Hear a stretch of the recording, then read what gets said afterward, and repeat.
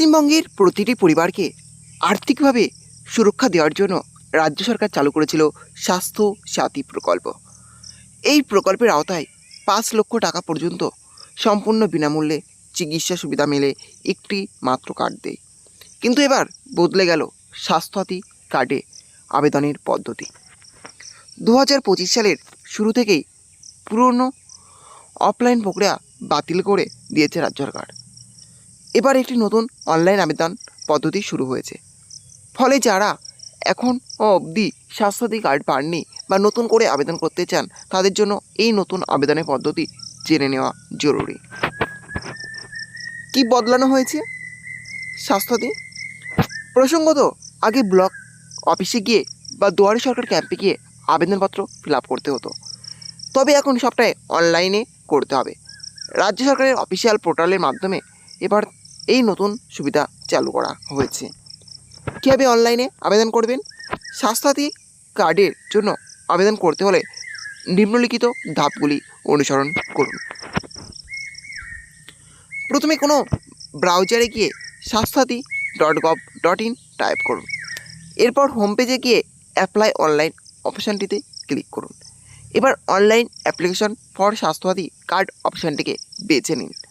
এরপর নতুন নিয়মে আবেদন করার জন্য পরিবারের মহিলা প্রধানের নাম দিয়ে ফর্ম ফিল আপ করতে হবে।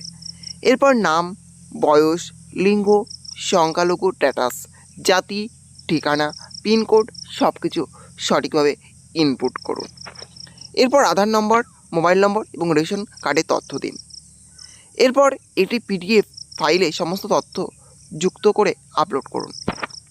এরপর অ্যাড মেম্বার অপশানে গিয়ে সদস্যদের নাম, বয়স, লিঙ্গ, রেশন কার্ড এবং আধার কার্ডের তথ্য পূরণ করুন। এবার প্রত্যেকের আধার কার্ডের পিডিএফ কপি আপলোড করুন। এরপর ভেরিফাই অপশানে ক্লিক করে মোবাইলে আসা ওটিপি ইনপুট করুন। এবার ভ্যালিড অপশানে ক্লিক করলেই আবেদন শেষ।